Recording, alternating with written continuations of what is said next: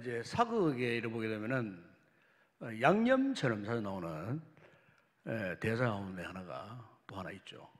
그게 뭐냐면은 분부대로 거행하겠나이다. 거기 이제 보면은 이 분부라고 하는 말은 윗사람이 아랫 사람에게 명령을 내리는 것을 두고 분부한다. 분부라고 하는 용어를 씁니다.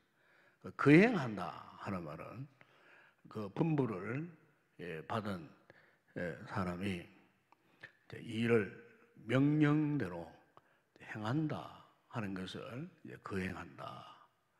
그래서 신하가 왕의 명령을 따르고 순종하는 그 모습을 일컬어서 분부대로 거행한다. 그렇게 옛날 고어체지만은 그렇게 이제 표현을 하고 있는 것을 보게 됩니다.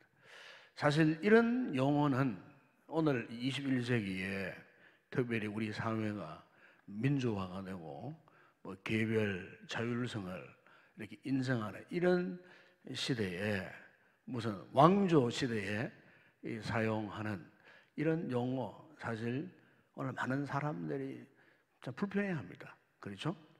분부대로 거행하겠다 하는 이런 말들 저 역시도 뭐 이런 용어가 그렇게 썩 좋은 용어가 아니에요. 요즘 시대에 요즘 이 조직 이 사회가 주로 수평적인 이런 이제 조직을 지향하는 측면에서 옛날 왕조 시대처럼 수직적인 왕으로부터 신하, 문무 대백관들, 뭐 백성들 이런 식으로 요즘 우리 사회 체제가 그렇지 않습니까? 그죠?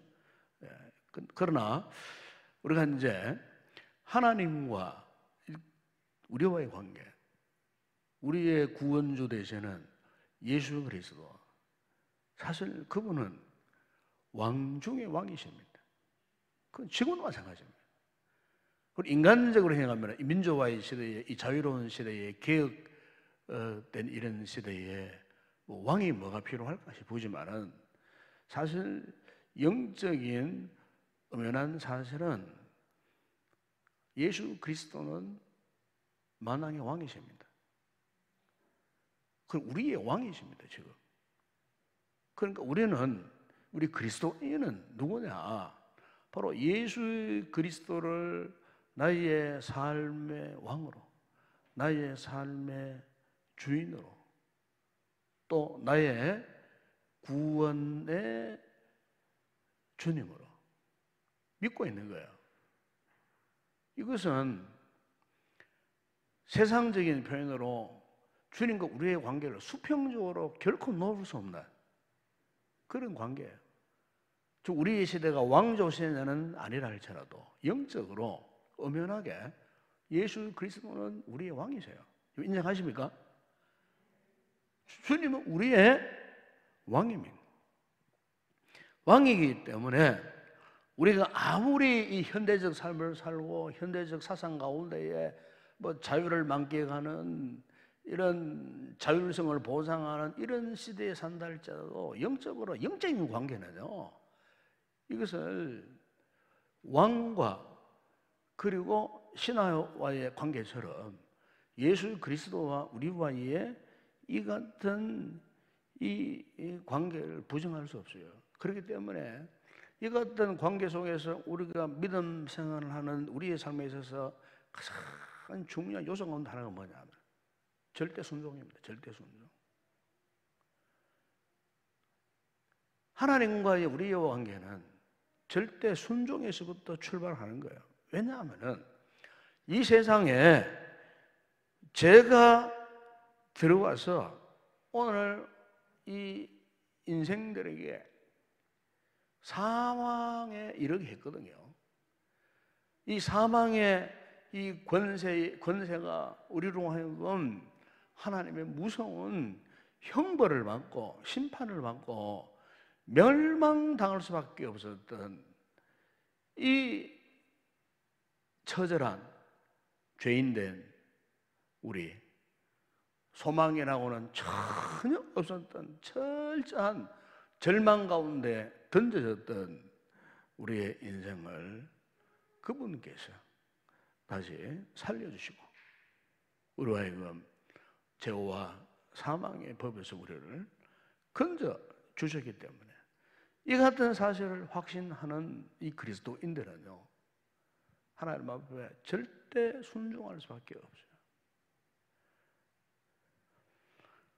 이것은 아담과 하와가 지은 이 죄, 그 죄로 말미암아 그리고 그 죄악 가운데에 우리가 다시 한번 구성을 받은 하나님의 특별한 은총을 누리는 자들이기 때문에 하나님 앞에 우리가 예수 그리스도 앞에 절대적으로 순종할 수밖에 없다는 겁니다. 여러분, 우리가 죄라는 이것을 이제 영어에서는 sin이라고 표현합니다. sin, S-I-N.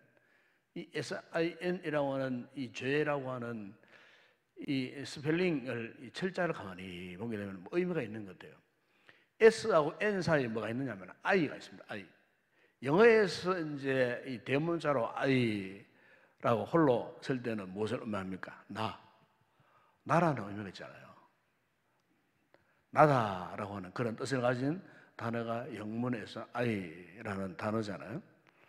다시 말하면은 이 죄라는 게 뭐냐? 한마디로 내 마음대로 사는 게 죄입니다. 내 마음대로. 그리고 우리가 이제 아이들을 이렇게 이제 키우다 보게 되면 이제 태어나가지고 이제 조금 이렇게 몇 개월씩 자라나가잖아요. 뭐 1살, 2살 이렇게 먹는 그 과정에서 안 가르쳐줘도 아이가 어느 순간 되면은요, 자기 마음대로 뭘 하려고 해요. 자기 마음대로. 자기 마음대로. 그러니까 가만히 보면은 이 유아기 때부터 이 아이들에게도 자기 마음대로 무엇을 하려고 하는, 다시 말하면은 이 불순종하고자 하는 그런 어떤 좋지 못한 이런 성질들이 있어요. 그렇죠? 그런데 유아기 때 조금 덜해요. 조금 자라가지고 한 사춘기쯤 되어보세요. 사춘기가 딱 되면은 내 마음대로 하겠다는 거예요. 이때쯤 되면은 부모도 감당이 불감당해요. 자기 마음대로, 자기 생각대로, 자기 계획대로 부모가 더 이상 막아설 수 없는 그런 때가, 아이가 이렇게 성숙을 향하여 자라가는 그 동안에 반드시 그런 때가 온다는 거죠.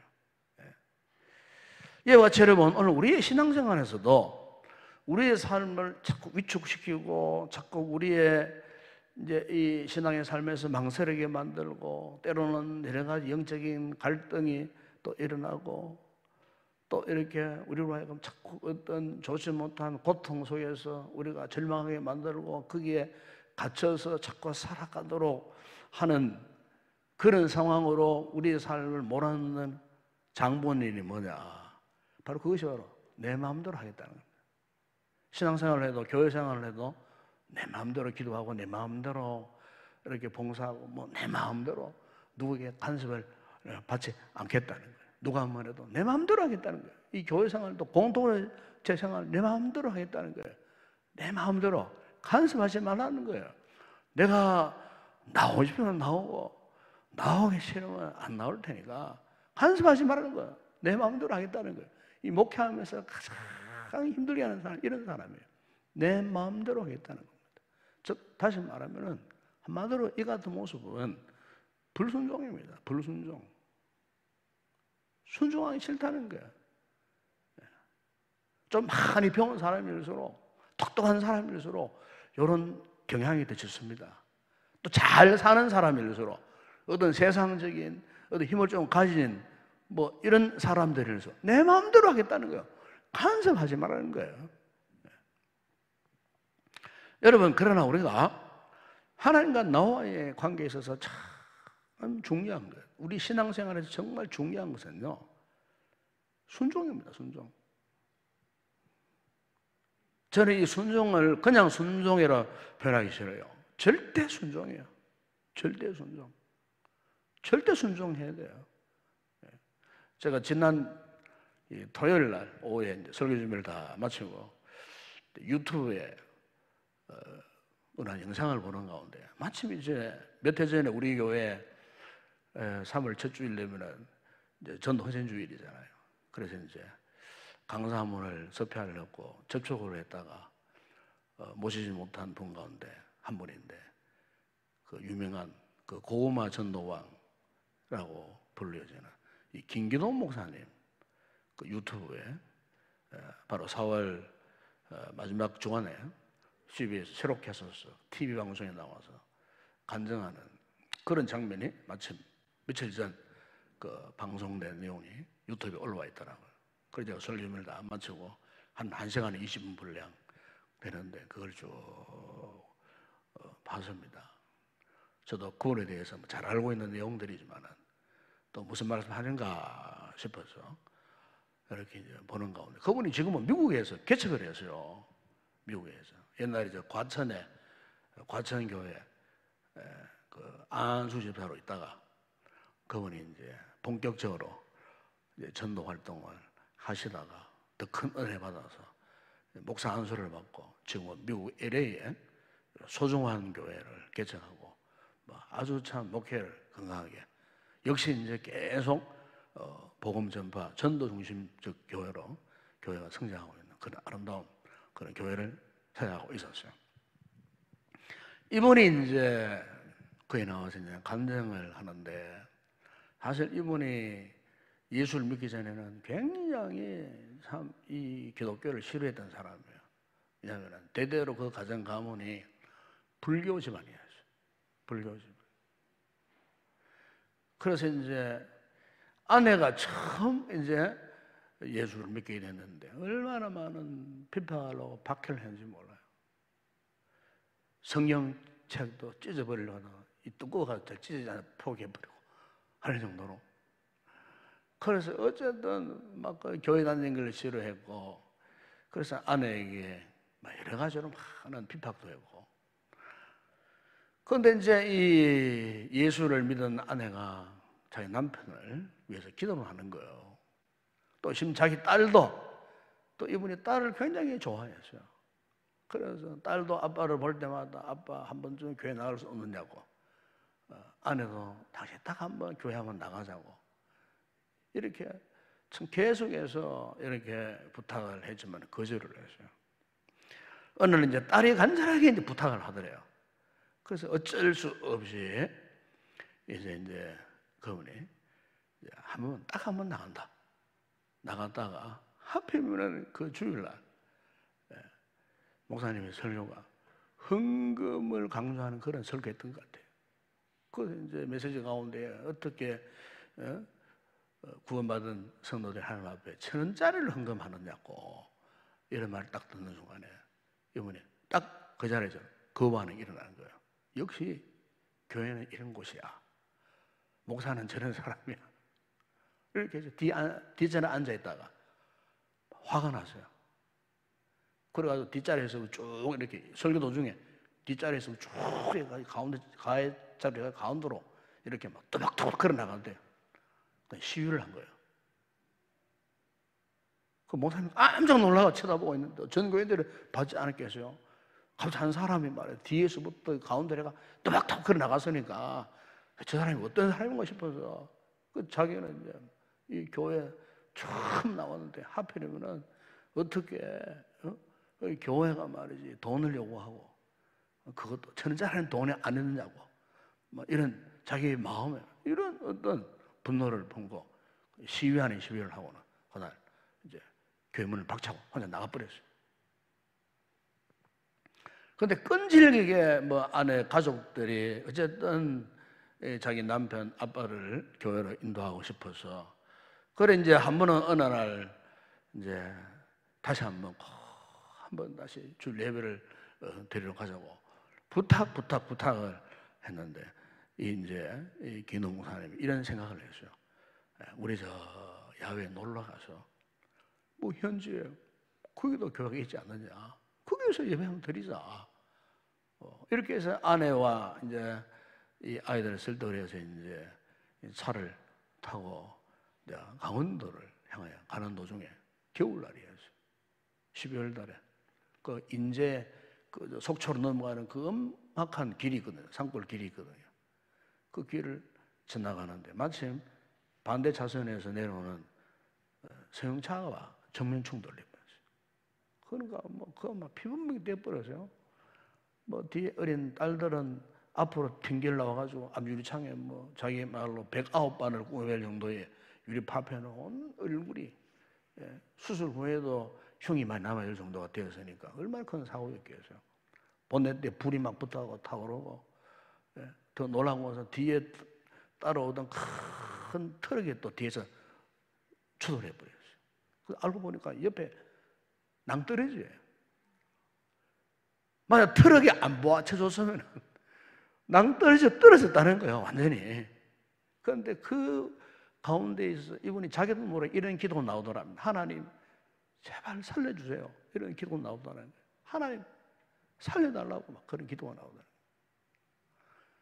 그래서 사고 난 그 자기 가족들을 안고는 이제 병원에 입원을 시켰는데 나중에 알고 보니까 자기가 제일 많이 다쳤더래요. 자기가. 온 뼈가 부러지고 팔도 부러지고 이 고관절도 부러지고 온몸이 다 박살이 났는데 그 무슨 힘으로 어떻게 그 어린 딸을 안고 자기 아들을 부축해 가지고 그렇게 했는지 모르겠다고 할 정도로 이런 이제 여러 가지 큰 사고를 당하고 그가요 하나님의 부르심을 받았어요. 그 위중한 사고 속에서도 가족이 안 죽고 자기 기도한 대로 하나님이 살려주셨다는 것을 확신한 거예요. 이런 가족은 이제 이분이 은혜 받고 어느 날 이제 목사님이 이런 이제 부탁을 하더랍니다. 토요일날 오후에 시간이 있느냐고. 그래서 이제 토요일날 오후에 사실 사업을 하기 때문에 시간이 전혀 없었다는 거예요. 그런데 목사님이 부탁하니까 그 시간 내겠다고 해가지고 오후 3시쯤 어디 갔냐면 서울의 저 대공원에 어린이 대공원에 생애 처음으로 있으니까 전도하러 나간 거예요. 그런데 그 전도 현장에서 첫 전도하는 그 현장에서 한 남자를 딱 만났어요. 그 남자 사정을 알고 보니까 이 남자분이 자신도 과거에 교통사고로 어린 자녀를 잃어버린 그런 상처가 남아있는 그 대화가 되잖아요. 이렇게 해서 그분이 처음으로 예수 믿고 그 한 사람을 전도하는 것에서부터 시작해서 그가 전도자가 되고 그런 가운데 하나님께서 무슨 말씀을 하시든지 그때부터 완전히 순종하고 충성하는 이런 그리스도인이 되었다라고 하는 이런 간증을 거의 하는 것을 제가 듣게 되었어요. 참 너무 은혜가 넘쳤어요. 제가 이 영상을 우리 교회 홈페이지에 올려놨습니다. 홈페이지에 동영상 거기에 들어가 보시면 올라와 있어요. 한번 보십시오. 제가 오늘 왜 이런 말씀을 드리냐면은 여러분 오늘 우리 그리스도인에 있어서 참 하나님 요청하는 것 가운데 하나는 순종입니다. 순종. 절대 순종입니다. 우리 제자훈련대에 필수 독서 목록에 올라온 책 가운데 존 비비어의 순종이라는 책이 있잖아요. 그 순종이라는 그 책에 보게 되면은 그게 이제 이런 내용이 있어요. 99%의 순종하는 사람에게는 순종으로 보여도 하나님 보시기에는 결코 순종이 아니다 그랬어요.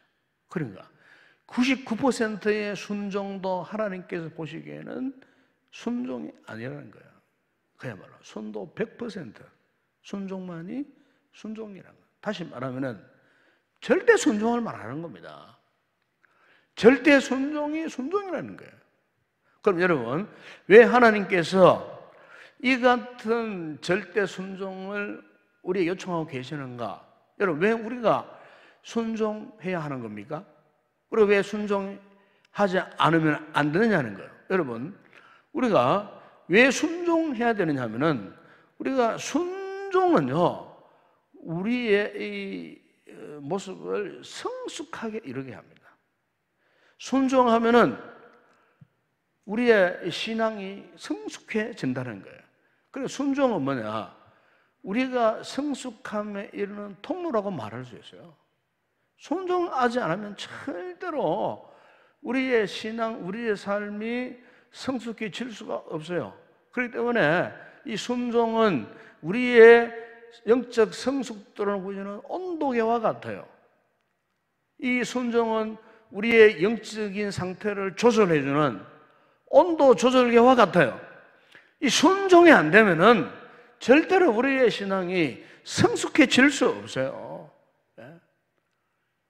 이 죄악 많고 유혹 많은 이 세상 가운데 우리가 살아갈 때에 순종함이 없으면요, 그 죄악을 이겨낼 수 있는 힘이 없어요. 순종을 통해서 분별력이 생기는 거예요. 순종을 통해서 그 어떤 역경이나 어떤 장애물을 이겨낼 수 있는 그 힘이 생긴다 그 말이에요. 순종을 통해서 죄악이 공격해 들어올 때 그것을 이겨낼 수 있는 에너지를 이렇게 마음대로 조정할 수 있어요. 순종함이 없으면 할 수가 없어요. 여러분, 그 가방이나 뭐 남자들의 흑띠 뭐 가죽 제품 있죠. 가죽 제품. 이태리의 유명한 브랜드, 뭐 이런 영국의 유명한 브랜드, 뭐 이런 참 가죽으로 만든 제품을 이제 피혁 제품이라 그래요. 피혁 제품. 그런데 피혁이라는 말의 의미가 굉장히 심오합니다. 피혁이라는 이 가죽피, 가죽 혁자를 말하거든요. 일반 그냥 금방 뭐 제가 어릴 때 기억으로는 뭐 이렇게 밭에 돌아다니던 쪽제비 잡았어요. 쪽제비를 잡아가지고 쪽제비 이제 껍질을 벗깁니다. 그 가죽을 뭐 털을 이용하기 위해서 이렇게 이제 뭐 잡아가지고 이제 뭐 차막 끝에 이렇게 달아놔요. 옛날 그런 게 많았어요. 쪽제비 잡아다가 쪽제비 이렇게 껍질 걸어놓고. 그런데 그냥 그래 가죽을 벗겨서 그냥 걸어놔서 햇빛에 말라버리면요, 나중에 그게 딱딱해집니다. 딱딱해요. 만져보면은 이 끄덕끄덕한 게 딱딱해요. 나중에 얼마나 딱딱해냐, 부러질 정도로 딱딱해져요. 그건 아무 쓸모가 없어요. 그런데 그 가죽을 어떻게 하느냐? 정말로 가방을 만든다든지 뭐 혁대를 만든다든지 고품질의 아주 좋은 품질을 만들기 위해서는 어떤 작업이 필요하냐? 가죽을 벗기면 그 다음에 무두질이라는 공정 과정이 있어요. 무두질이라는 공정 과정이 뭐냐? 기계적으로 이렇게 화학약품을 넣어가지고 그 가죽을 막 부들부들하게 만들고, 그리고 가죽에다가 압력을 가한다든지 두들기든지 해가지고 그 가죽 사이에 있는 이 기름기 있지 않습니까? 그죠? 이 껍질, 짐승을 잡으면은, 소가죽 같으면 소를 잡으면은 그 가죽 사이에 이 유지방 뭐 기름기가 많거든요. 그러면 그거를 화학 제품으로 다 기름기를 다 뽑아내요. 다 뽑아내고 완전히 기름기를 뽑아내기 위해서 막 두들기 가지고 막 압축을 하고 막 문지르고 하는 이런 과정을 이제 무두질 과정이라 그래요. 이런 무두질 과정을 얼마나 잘 하느냐, 못하느냐에 따라 그 가죽이 부드럽고 거칠고 딱딱하고 안 딱딱하고, 그리고 거기서 파악하면 안다는 거예요. 그러니까 유명 브랜드 뭐 이런 가죽을 만드는 뭐 옷을 만드는 가방을 만드는 이런 유명한 세계적 브랜드의 그 기술은 뭐냐? 벌써 이 사람들은 수십 년 아니 수백 년 동안 이런 자기들 나름대로의 무두질이라고 하는 공정 과정이 있어요.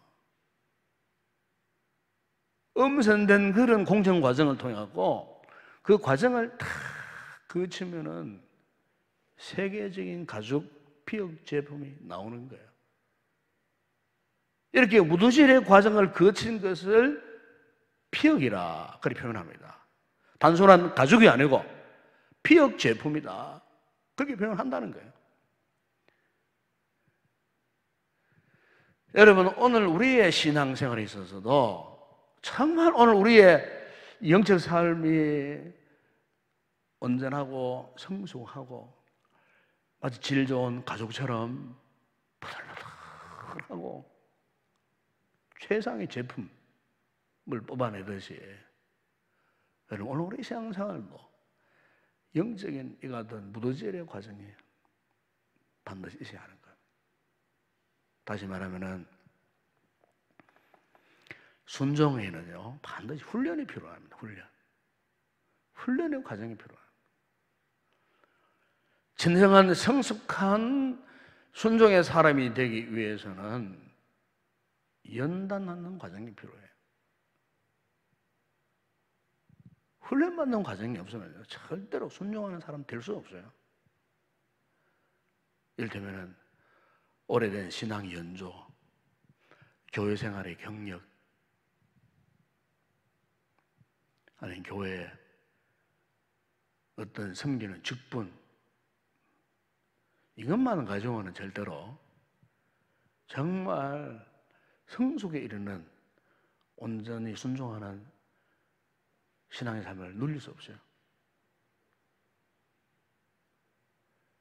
하나님은 우리를 문제르고 두드리고 연단하고 훈련하시는 그런 과정을 우리가 통과하지 않으면요 정말 하나님이 기뻐하시는 절대 순종의 삶을 살 수가 없다는 거예요.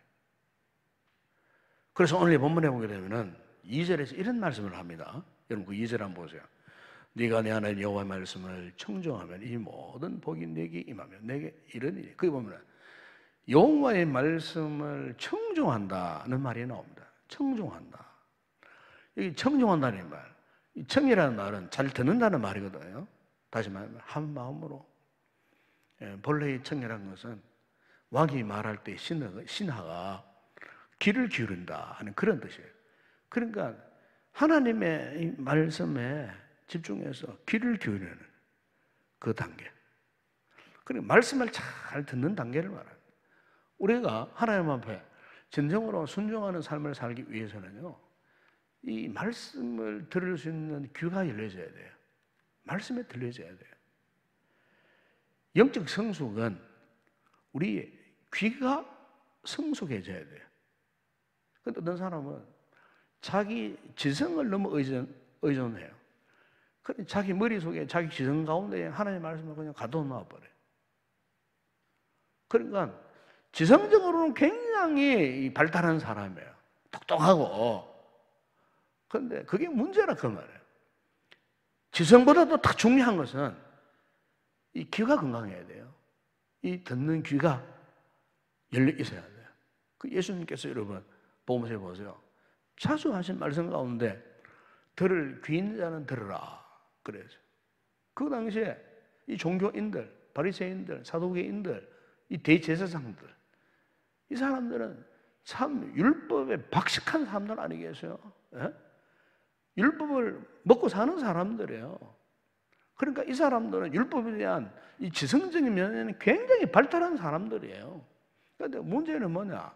지성적인 이 머리는 굉장히 발달해서 머리는 굉장히 커져 있지만은, 근데 정작 그 율법 속에 숨어 있는 그 하나님께서 말씀하시는 하나님의 사랑, 이웃 사랑, 그 하나님의 은혜, 이 구원의 진리는 전혀 깨닫지를 못했어요. 왜냐하면은 이 듣는 귀가 정상적인 귀가 아니어서, 다시 말하면 들리지 않았다는 거예요.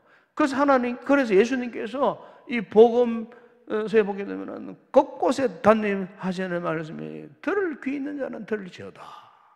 그래서 예수님께서 비유의 말씀을 하시면서도 마지막에는 항상 그렇게 외쳤어요. 들을 귀 있는 자들은 들을지어다. 그래서 누가복음 10장 35절에 보시면은 땅에도 그럼에도 쓸데없어 내버리느니라. 들을 귀 있는 자는 들을지어다. 그래서 좋은 땅 이야기하시면서도 결실을 맺기 위해서 어떻게 하시라고 했습니까? 들을 귀 있는 자는 들을지어다. 그래서 여러분 계시록 1장 3절에 보면은 이 예언의 말씀을 읽는 자와 듣는 자, 그 가운데 기록한 것을 지키는 자가 복이 있다. 그거 보면 들을 수 있는 사람이 복이 있다 그래서요. 하나님의 말씀이 제대로 들려야 되는 거예요. 제가 이 시간 말씀 전하는데 여러분들 제가 전하는 이 말씀의 가장 중요한 이 부분이 들려져야 돼요. 예? 반틈은 엉뚱한 생각하고 딴전 피우고 반틈은 들릴까 말까 해서는 제대로 들리지 않는다는 거예요. 그리고 여기에 청종하라는 청자는 제대로 알아들어라 그 말이에요. 들어야 된다는 거예요. 그다음 또 보세요. 그 종이란 말은 뭐냐? 이것은 무엇에 따른다는 그런 뜻이 있어요. 한자의 뜻이 그런 뜻이에요. 따라간다, 따른다는 뜻이에요. 다시 말하면은 우리가 여기 하나님께서 분명히 말씀하지 않습니까? 하나님 여호와 말씀을 청종하라 하나면은 결국 뭡니까? 하나님의 말씀을 따라가라. 즉 이 말은 하나님의 말씀에 네가 제대로 반응해라 그 뜻이에요. 하나님의 말씀 잘 듣고 그리고 그 말씀에 제대로 반응하고 있느냐? 여러분 순종이라는 게 다른 게 아니에요. 말씀을 잘 듣고 그 말씀대로 제대로 반응하는 거예요. 이게 순종이에요. 아니면 절대로 순종할 수 없어요. 여러분 이럴 때면 여러분 복음서에 보세요. 마리아가 어느 갑자기 천사가 나타났어요. 처녀 마리아예요. 동정녀 마리아예요. 네가 곧 잉태할 거다. 사실 처녀에게 있어서 한 번도 남자를 몰랐던 이 동정녀에게 네가 곧 잉태할 것이다 이 말은 이거는 상상을 초월하는 충격적인 말씀이라 그 말이에요. 그렇지 않겠어요? 그냥 벌쩍 이미 낭군과 결혼하려고 약혼까지 놓은 상태에 만약에 이 소식을 저 총각이 이 말을 들으면 어떻게 되겠어요? 충격 아니겠어요? 그 시대 사회 문화 속에서 이런 상황 속에서 마리아가 어떻게 반응했습니까? 주의 여정이 오니 말씀대로 내게 이루어지이다. 그래서요. 이게 절대 순종입니다. 말씀대로 내게 이루어질 것입니다. 여러분 베드로가 밤새도록 고기를 잡았어요. 원래 밤에 고기를 많이 잡아야 되는 거예요. 불을 켜고. 그런데 한 마리도 못 잡았어요.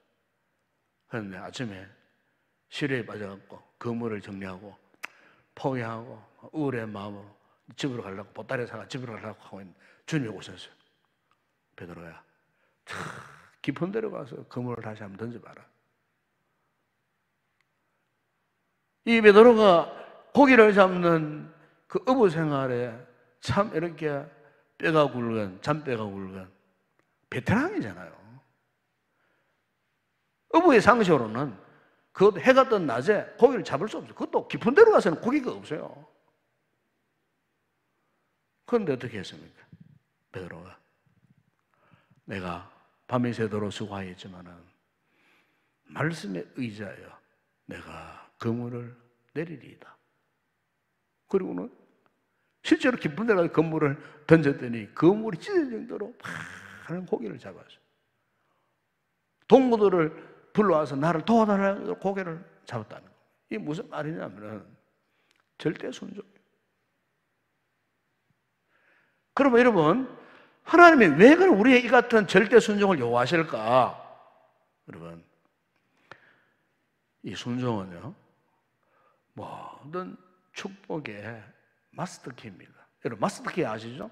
호텔 가면 호텔 지배인이 항상 이 마스터키를 갖고 있어요. 뭐 요즘에는 뭐 전자식 버튼이 다 있지만은 이 마스터키가 있어요.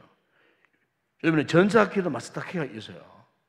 그러면은 호텔 이 지배인은요, 요 키 한 개 가지고 호텔 방 100개, 200개 다 열 수 있어요. 그걸 두고 마스터키라고 그래요. 그러니까 여러분 우리가 왜 하나님이 이처럼 우리에게 절대 순종을 요구하느냐? 그것은 하나님께서 우리를 축복하고 싶으신 거예요. 믿으십니까? 순종하면 하나님 내가 너를 축복하겠다는 겁니다.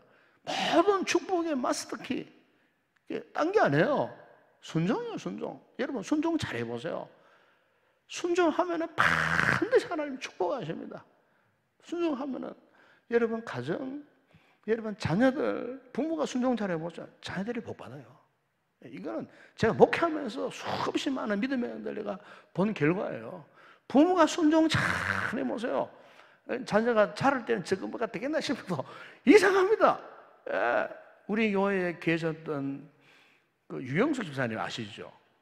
유 집사님이 우리 교회에 한 8년 계시다가 가셨어요. 그분이 충청도 저 홍성 출신인데 왜 이 구미까지 왔느냐? 남편이 사업하다가요 폭망해 버렸어요. 그래서 신용불량자가 돼가고 돈도 빌려서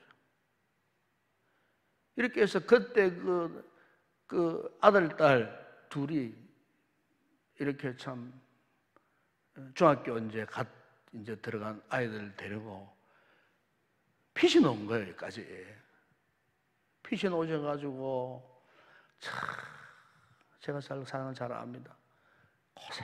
고생을 했어요.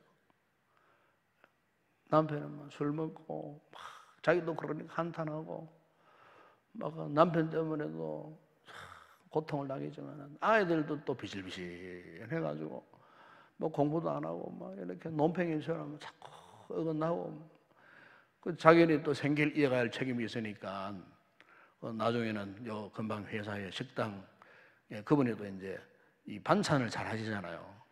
요리를 잘해요.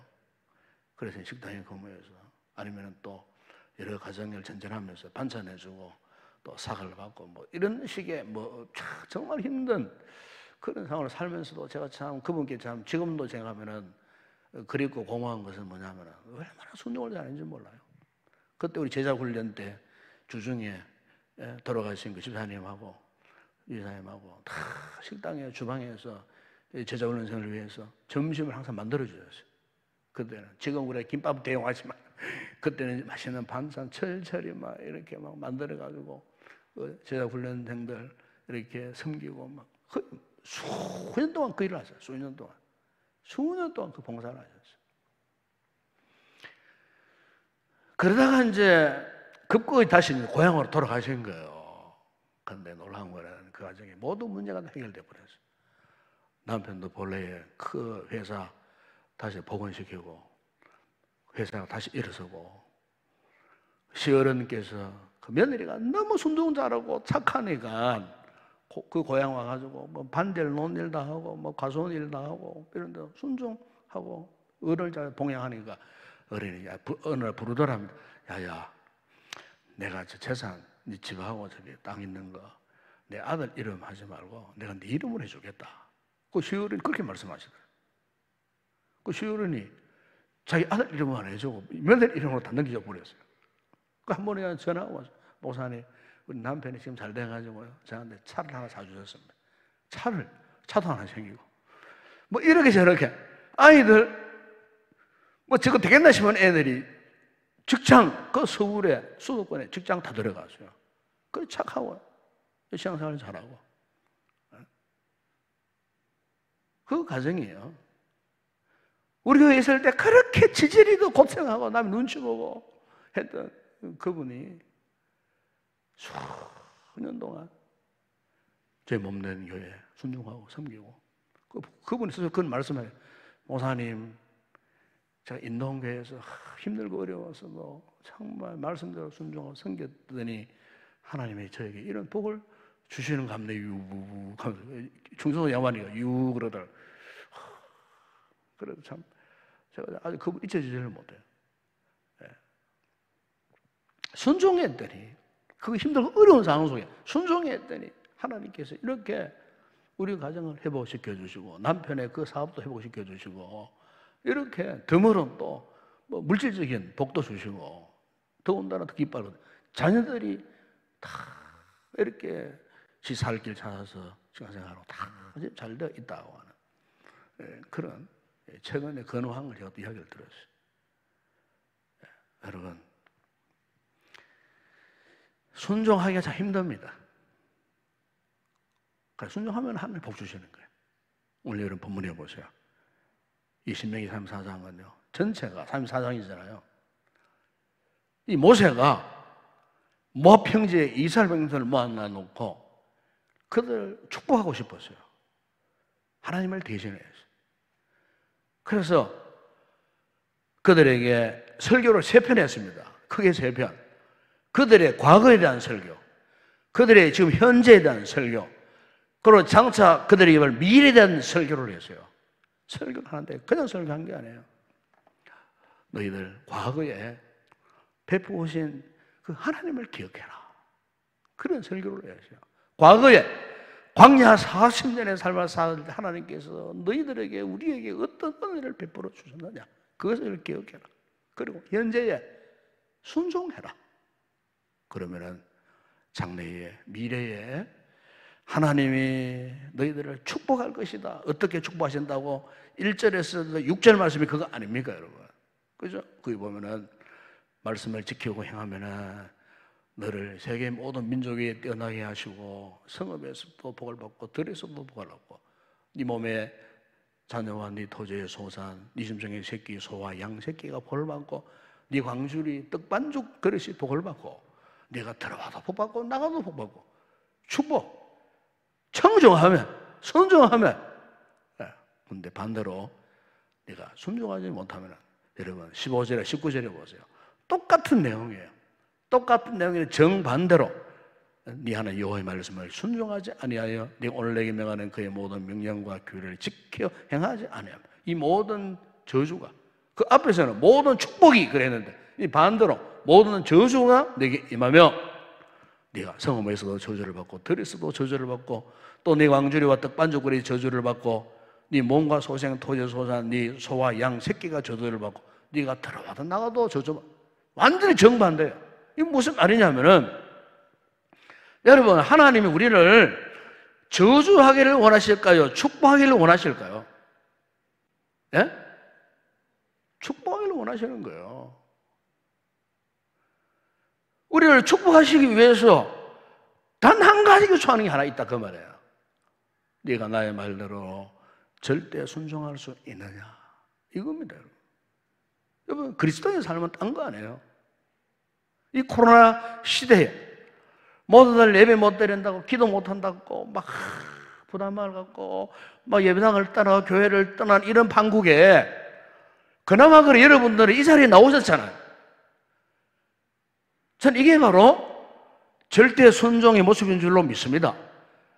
오늘 하나님께서 이 시대에, 이 혼란스러운 시대에, 이 무서운 시대에 하나님이 우리를 향해 기어코 요구하신 것이 뭐냐?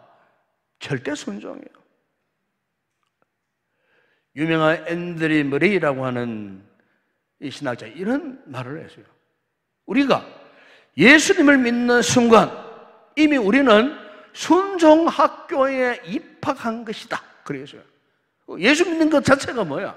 순종학교에 입학한 것이다. 순종이 절대적이라 그 말이에요. 여러분, 하나님의 아들이신 예수님께서도 어떻게 하셨느냐? 히브리서 5장 8절 9절 보세요. 이런 말씀을 합니다. 그가 아들이면서도 받으신 고난으로 순종함을 보십시오. 하나님의 아들이에요. 예수님이에요. 우리의 구원자셔요. 그분께서도 어떻게 해요? 십자가 고난으로 순종함을 배웠다 그래서요. 여러분, 순종은 배우는 겁니다. 훈련되어지는 거다 그 말이에요. 그분도 훈련되어져서 순종을 배워서 구절에 보세요. 온전하게 되셨은즉. 그래서 온전하게 되었다. 예수님도 그 십자가 구원을 어떻게 온전하게 이루셨느냐? 순종을 통해서 이루셨어요. 만약 그분이 순종하지 아니하셨더라면 절대로 십자가의 구원을 완성할 수가 없었어요. 하물며 여러분, 오늘 우리의 신앙 생활을 얘기했습니다. 말씀을 정리하면은 저는 이렇게 생각합니다.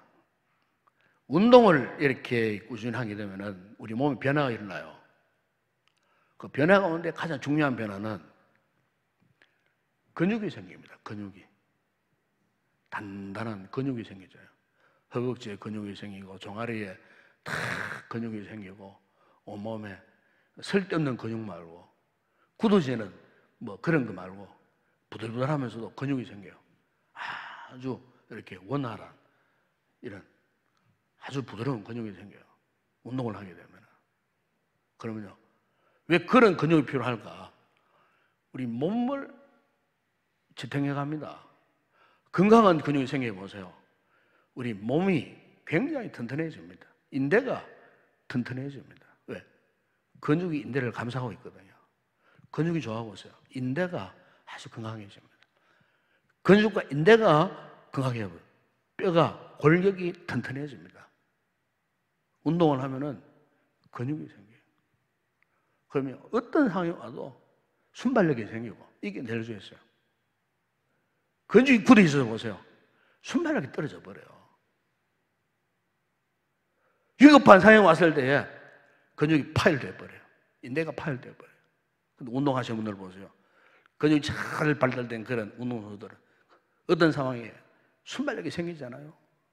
대체력이 막 생기고 그런 분들은 인대도 잘 안 끊어져요. 위기를 대처할 수 있는 순발력이 어디서 나오느냐? 근육의 힘이에요. 여러분 영적으로 오늘 우리 위기의 시대에 이 위기를 어떻게 잘 이겨낼 수 있을 것인가? 그건 다른 게 아니에요. 순종이라는 근육이 잘 발달되면은 그 어떤 위기 속에서도 그 위기를 극복할 수 있는 거예요. 이 코로나 사실 이건 무서울 거 하나도 없어요. 중요한 것은 우리가 하나님 말씀 앞에 절대 순종하느냐 순종하지 않느냐, 순종의 이 근육이 정말 발달된 상태에 있느냐 위축되어 있느냐 이거예요. 오늘 이 밤에 결혼하신 우리 성도들 이를 위해서 기도합시다. 오늘 제가 조금 말씀을 좀 길게 했습니다만 우리가 참 이 시대에 정말 하나님이 원하시는 것이 뭐냐, 우리에게 어떤 상황 속에서도 절대 순종할 수 있는 이런 신앙이 있는가?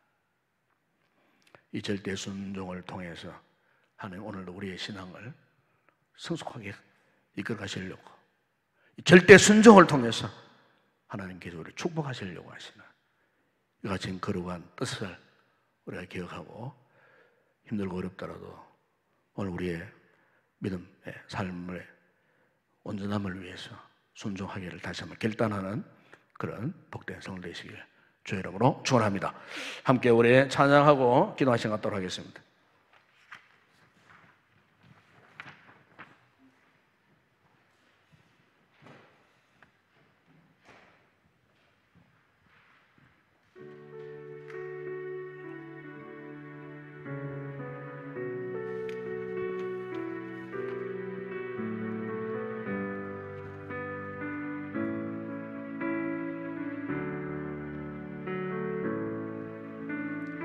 고단한 인생길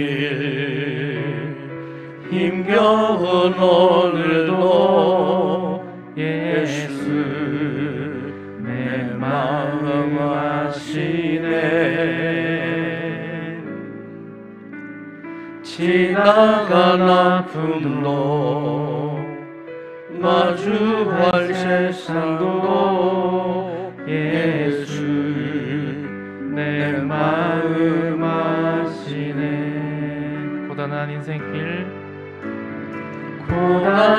인생길 힘겨운 오늘도 예수 내 마음 아시네. 지나간 아픔도 마주한 세상도 예수 내 마음 아시네. 믿음의 눈 들어 주를 보리. 이 또한 지나가리라. 주어진 내 삶의 시간 속에 주의 뜻 알게 하소서. 하루를 살아도 기쁨으로 가리. 하루를 살아도 기쁨으로 가리. 예수 늘 함께 하시네. 후회도 염려도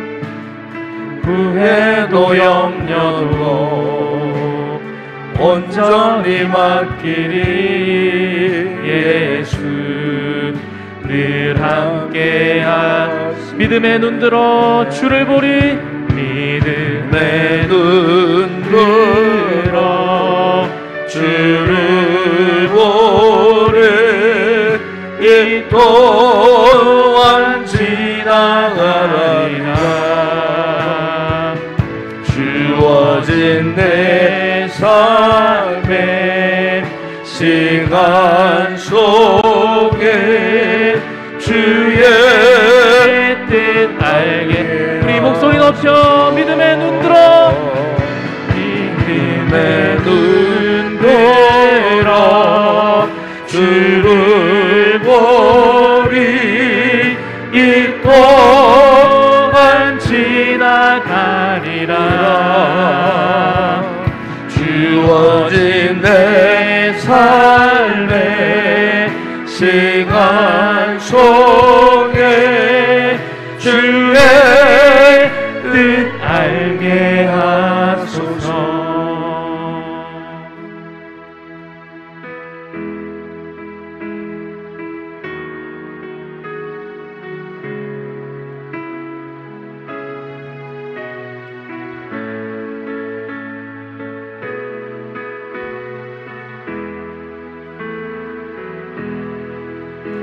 주 선한 능력으로 안으시네. 그 크신 팔로 날 붙드시네. 절망 속에도 흔들리지 않고 사랑하는 주 얼굴 구하리.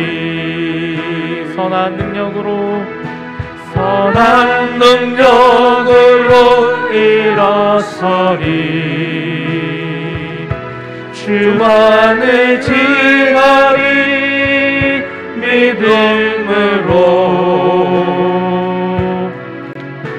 우리 고대하네 주 옵실 그날.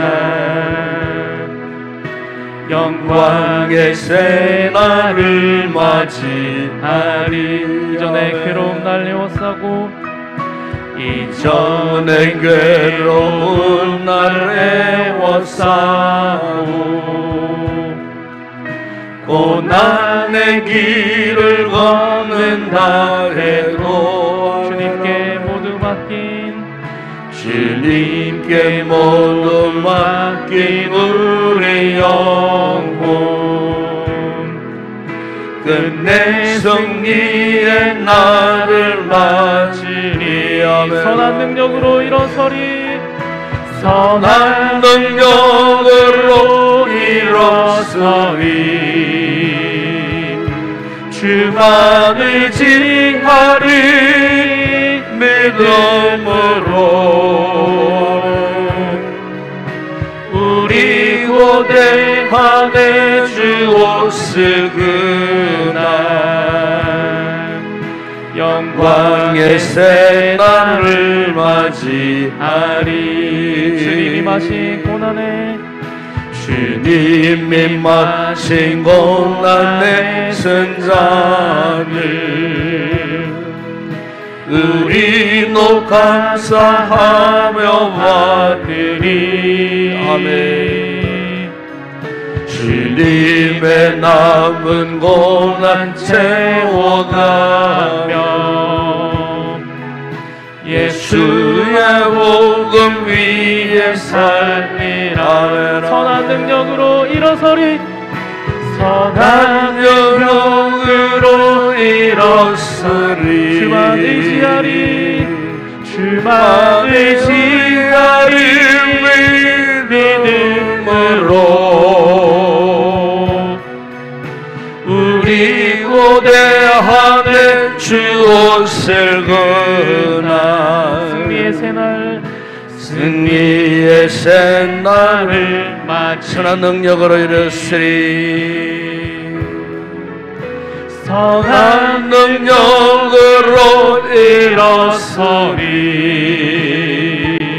주만이 지하리 믿음으로.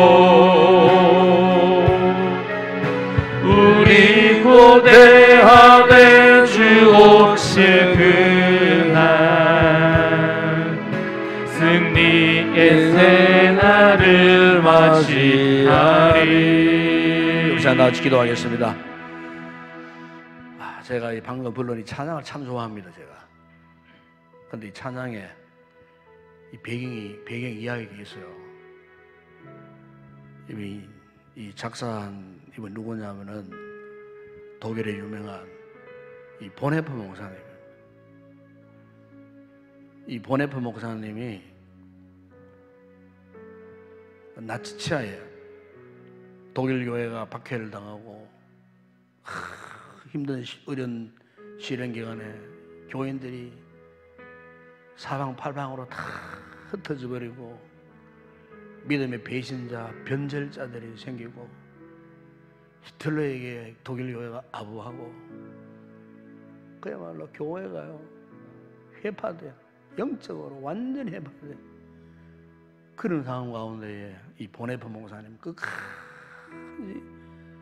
하나님의 선한 능력을 의지하고 보험을 사수한 분이에요.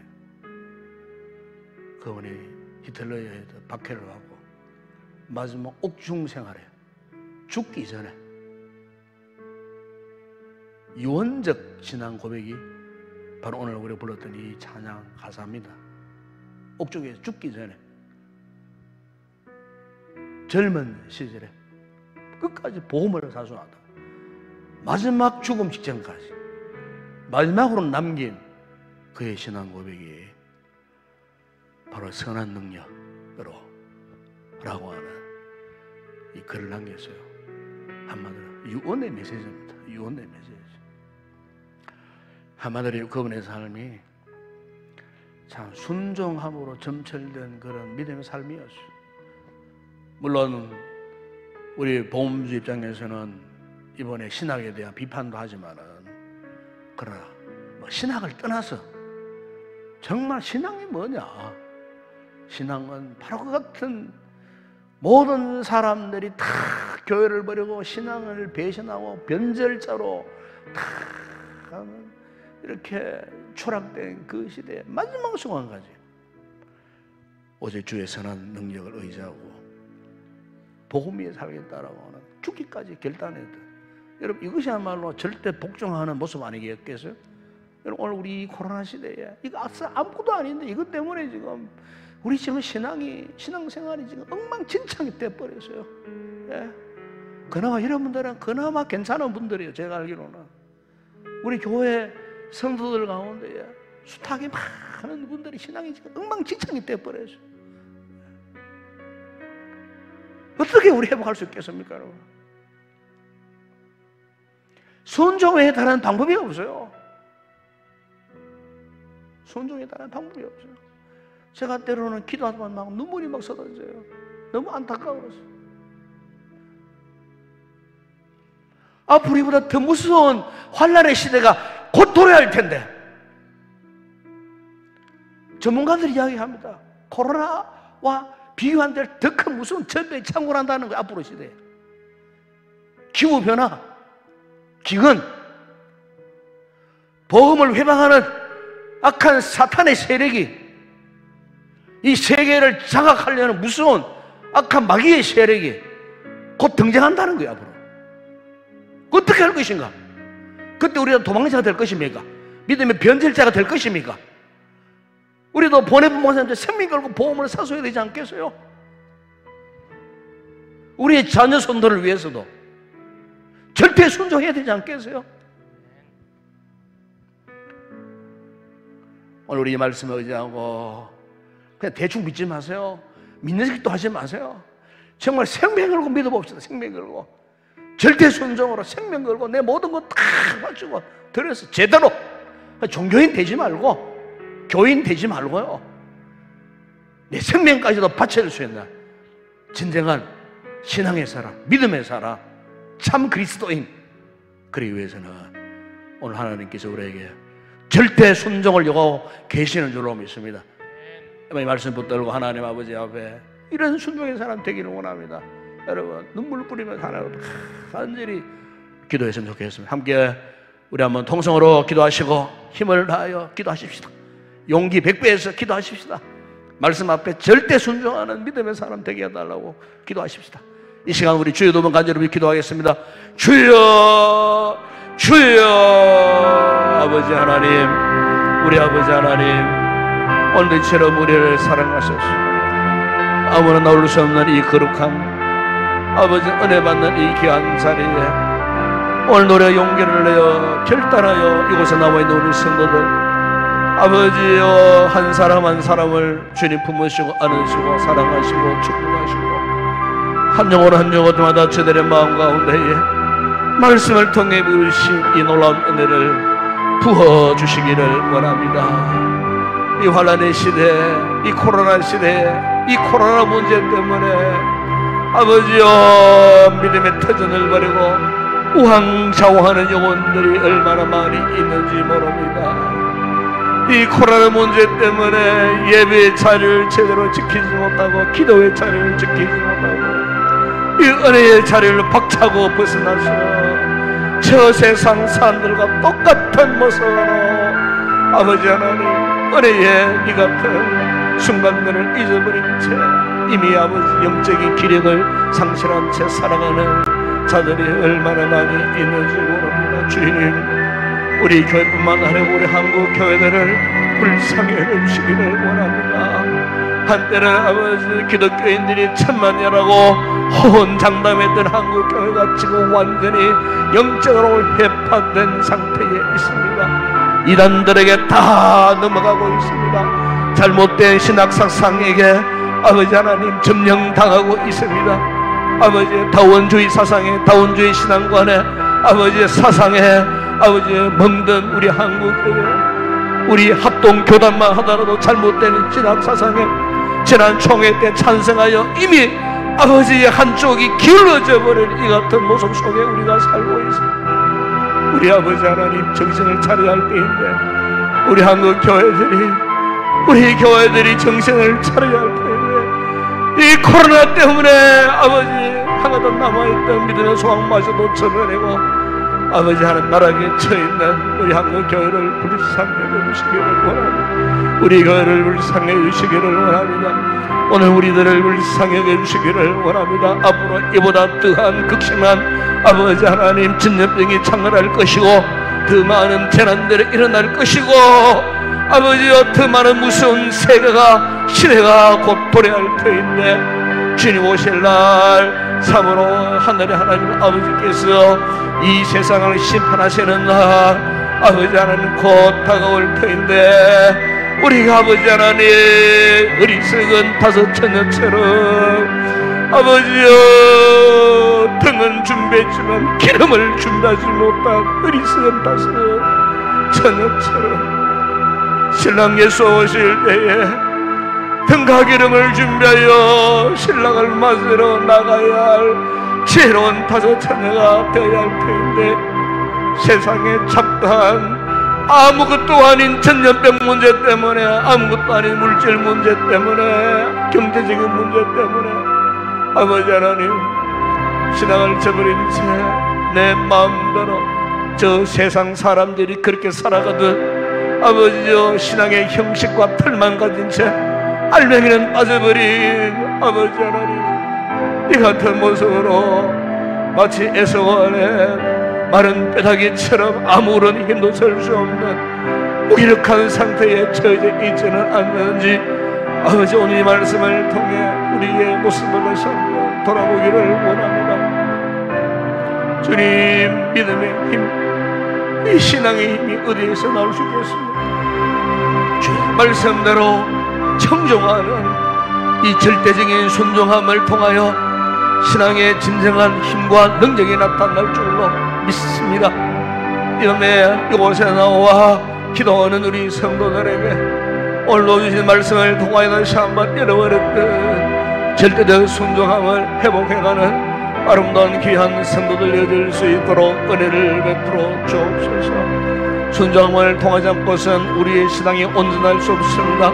순종하지 않고서는 우리의 신앙이 성숙해질 수가 없습니다. 그동안 잘못 믿어왔던 모습들, 내 신앙의 연조를 자랑하고 내 신앙의 관록을 자랑하고 직분을 자랑하고 직분 때문에 교만하여 살고 있는 우리들, 아버지의 순종을 잊어버린 채 자만심에 빠져있는 우리의 잘못된 모습들 이 시간 주님 앞에 회개합니다. 돌이킵니다. 돌아봅니다. 주여 우리를 다시 한번 새롭게 하여 주시옵소서. 새롭게 하여 주시옵소서. 주의 말씀 앞에 아버지여 생명 걸고 절대 순종하고자 하는 믿음을 허락하여 주시기를 원합니다. 우리의 마지막 목숨이 끝나는 그 순간까지 아버지 말씀 앞에 절대 순종하며 아버지여 복음을 사수하기를 원합니다. 이 복음 신앙을 지켜나가기를 원합니다. 아버지 불쌍한 저희들 주님의 은혜 아니면은 성령의 능력이 아니면은 아버지 이 믿음 지켜나갈 수 없습니다. 이 신앙 지켜나갈 수 없습니다. 우리가 이 신앙 지키지 못한다면 우리 자녀들은 어떻게 되겠습니까?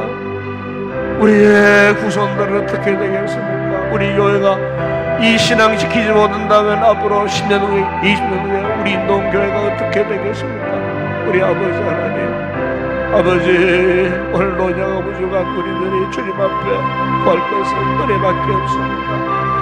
은혜밖에 없습니다. 은혜로 우리가 제대로 된 믿음을 갖기를 원합니다. 은혜를 주셔야 우리 하나님 앞에 절대 순종하는 믿음의 삶을 살게 될 줄로 믿습니다. 남의 아버지 말씀 붙들고 기도하는 우리 성도들마다 이 은혜 회복하게 하여 주시기를 원합니다. 이 은혜 다시 한번 뜨겁게 우리의 심령 가운데 부어주시기를 원합니다. 말씀 앞에 100% 순종하는 오직 하나님 말씀 앞에 100% 청종하는 이 같은 믿음 회복시켜 주시기를 원합니다. 이런 자들을 통하여 주님의 몸된 교회를 세워나가리라 믿습니다. 이런 믿음에 절대 순종하는 자들을 통하여 우리 한국 교회들을 다시 세워나가리라 믿습니다. 절대 순종한 자를 통하여 주님의 세계 비전을 아버지 하나님 세워나가시리라 믿습니다. 우리 교회가 이런 교회 되기를 원합니다. 우리 성도들이 이런 성도들이 되기를 원합니다. 나의 삶이 내 신앙이 이런 신앙이 되기를 주니 원합니다. 이 시간 아버지 기도하는 성도들마다 이 같은 은혜로 충만하게 하여 주시기를 원합니다. 하늘의 문을 정리하시고 이 시간도 우리의 심령에 말할 수 없는 주의 놀라운 은혜를 허락하여 주시기를 원합니다. 아버지 오늘도 주님을 사랑하는 자들이 예수님을 사랑하는 자들이 성령님을 사랑하고 사모하는 자들이 이곳에 올라와 기도할 때 주님 이 시간도 말할 수 없는 넘치는 은혜 강물같이 흘러넘치는 성령의 충만한 은혜를 물붓듯 하여 주시기를 원합니다. 주님에 대한 내가 주님을 성령으로 통하는 이 밤이 되어지기를 원합니다. 아버지 하나님 유일한 소망은 오직 예수님이십니다. 아버지 세상의 모든 상황들이 절망적이지만 아버지 오직 주님만이 우리의 유일한 소망임을 믿고 이 주님을 바라보는 가운데에 아버지여 이 시대적 사명을 갖고 아버지 하나님 우리 남은 생에 끝까지 복음 영화하여 살리라 다시 한번 결단하던 우리 모든 성도들 되어지게 하여 주시기를 원합니다. 우리 교회를 축복하여 주시고 참으로 힘들고 어려운 상황 속에 있지만 꾸준히 아버지 하나님 훈련에 거듭하고 있습니다. 아버지 하나님 종의 목회를 축복하시고 아버지 힘들고 어려운 상황 가운데에 목회가 흔들리지 않게 하시고 아버지의 귀한 영혼들을 아버지 하나님 세워나가는 일에 더욱 집중할 수 있도록 은혜를 베풀어 주시기를 원합니다. 목양 생활에만 집중할 수 있도록 종에게 영적인 집중력을 허락하여 주시고 진실함을 허락하여 주시고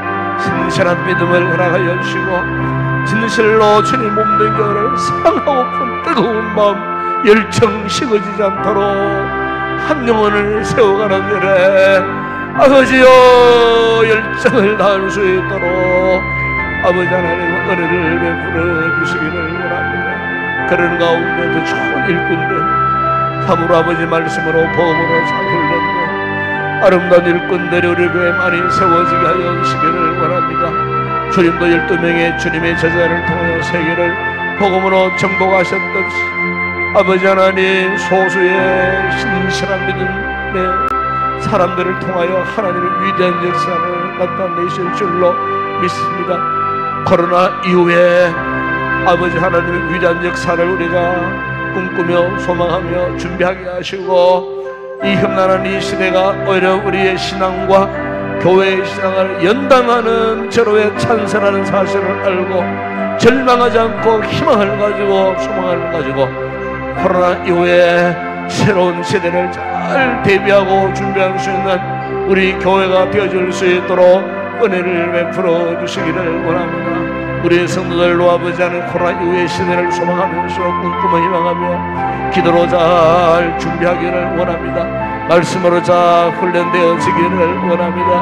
무엇보다 순종함으로 새로운 시대를 대비하고 아버지의 장래를 꿈꾸며 기도하며 그날을 향하여 아버지 현대의 살면서 어떤 고난 가운데서도 믿음을 지키고 순종하여 주님의 이루어진 미래의 큰 축복을 바라보며 나아갈 수 있는 우리 모든 성도들이 되게 하시고 우리 교회가 되게 하여 주시기를 원합니다. 반드시 오늘의 이 고난을 위기를 잘 극복하면 우리의 장래를 축복하여 주실 줄로 믿습니다.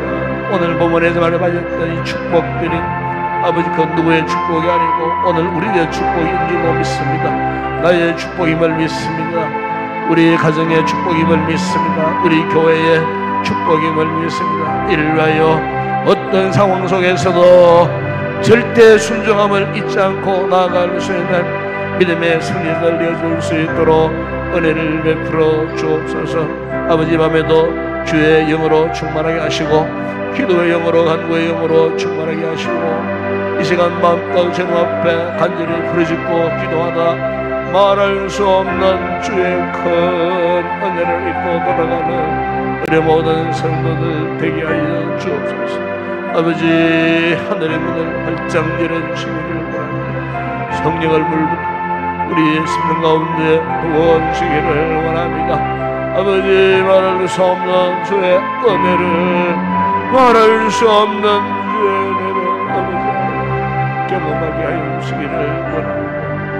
아버지 앞에 진실로 믿음의 사람, 신앙의 사람 되기를 원합니다. 순종하는 사람 되기를 원합니다. 아버지 영광 받으시고 아버지 말씀 붙들고 이 밤도 우리가 기도할 때에 말할 수 없는 주의 뜻을 아버지 우리의 심령 가운데 부어주시옵소서. 아버지 믿습니다. 함께 하시는 것입니다. 하나님을 찬양합니다. 하나님 앞에 영광을 올려드립니다. 주여 감사합니다. 아버지 감사합니다. 아버지